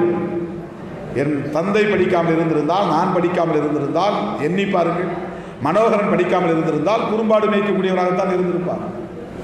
திருமாவளவன் படிக்காமல் இருந்திருந்தால் ஆடு மாடு மேய்த்துக் கொண்டிருப்பவனாக, சாணம் வரக்கூடியவனாகத்தான் இருந்திருப்பான். இன்றைக்கு படிக்கக்கூடிய வாய்ப்பை பெற்றதனால் பாராளுமன்றத்திற்குள்ளேயே போய் சனாதனிகளின் கண்ணிலே விளக்கெண்ணெய் ஊற்றி கொடையக்கூடிய வாய்ப்பை இன்றைக்கு திருமாவளவன் பெற்றிருக்கிறார். சும்மா இல்லை சமூக நீதி, அதுதான் எம்பவர்மெண்ட். சமூக நீதி என்பது it's a weapon for empowerment of marginalised sections. விளிம்பு நிலை சமூகத்தினரை அதிகார வலிமையினர்களாக ஆக்குவதற்கான ஒரு பேராயுதம் சமூக நீதி. அதனால்தான் மனோகரன் இதை சாதி சங்கமாக வைக்காதீங்கப்பா, மக்கள் சமூக நீதி பேரவை என்று ஒரு அரசியல் கொள்கை புரிதலோடு இதற்கு மக்கள் சமூக நீதி பேரவை அப்படின்னு பேர் வச்சிருக்காரு. சாதியவாதியாக இருந்தால் என்ன சொல்லுவான், குறும்பர் நல சங்கம் அப்படி மட்டும் வச்சுக்கிட்டு அப்படி நின்றுவான். அப்படி வைக்கிற தப்பு இல்லை சொல்கிறேன், அதோடு நின்றுவான். அப்படி இருந்தால் அரசியல் சக்தியாக மாற முடியாது. ஒரு அரசியல் சக்தியாக மாறணும்னா குறும்பர் சமூகத்தினுடைய கோரிக்கை தான் பேசும் மக்கள் சமூக நீதி பேரவை. ஆனால் அதனுடைய கான்செப்ட் வந்து சோசியல் ஜஸ்டிஸ். இப்பதான் நம்ம அரசியல் சக்தியாக வளர முடியும். எனவே குறும்பர் சமூகத்தின் கோரிக்கைகளை மாண்புமிகு முதல்வர் அவர்களின் கவனத்திற்கு கொண்டு செல்வதோடு இன்றைக்கு இந்த கூட்டமைப்பு முன்னெடுக்கிற முயற்சிகளுக்கும் விடுதலை சிறுத்தைகள் உங்கள் துணையாக இருந்தோம். ஒட்டுமொத்த சமூக நீதி சமூகங்களை ஒருங்கிணைக்கக்கூடிய ஒரு முயற்சியை மேற்கொள்ளக்கூடிய வகையில் ஆகஸ்ட் 17 பிறந்த நாளில் ஒரு டிக்ளரேஷன் பண்ணேன், ஒரு பிரகடனம். ஆகஸ்ட் 17 பெரியார் பிறந்த நாள் செப்டம்பர் 17. ஒவ்வொரு வருஷமும் ஒரு தீம் வைப்பேன். போன முறை என்னுடைய பிறந்த நாளுக்கு பனை மரத்தை நடுவோம் ஒரு தீம் கொடுத்தேன். இந்த முறை சமூக நீதி சமூகங்களின் ஒற்றுமை, unity of the communities for social justice, communities for social justice, சமூக நீதி சமூகங்களின் ஒற்றுமை. யார் யார் ஒற்றுமை? எஸ்சி, எஸ்டி, அதாவது எம்பிசி, பிசி, மைனாரிட்டிஸ், இவங்களை எல்லாத்தையும் ஒருங்கிணைக்கணும். தமிழ்நாட்டில் மட்டுமில்லை, இந்தியா முழுக்க. இதற்கு இடதுசாரிகளோடும் இதர இயக்கங்களோடும் திமுக உள்ளிட்ட சமூக நீதி இயக்கங்களோடும் திராவிடர் கழகம், மக்கள் சமூக நீதி பேரவை போன்ற அமைப்புகளோடும் விடுதலை சிறுத்தைகள் கட்சி கைகோர்த்து களமாடும் என்பதை தெரிவித்து இந்த மாபெரும் அங்கீகாரத்தை வழங்கிய உங்கள்